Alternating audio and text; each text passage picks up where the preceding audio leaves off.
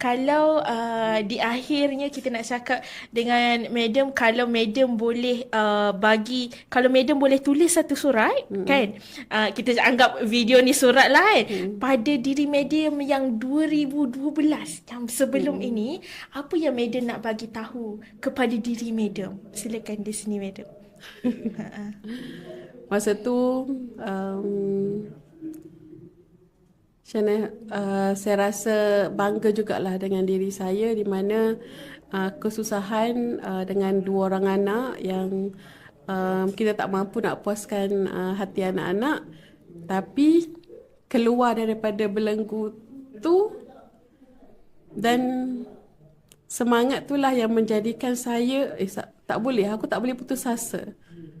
Aku kena bergerak ke depan. Aku kena buktikan kepada orang yang mengata dekat aku dulu, di mana aku dulu tak ada masa depan, dulu nak top up internet pun tak mampu.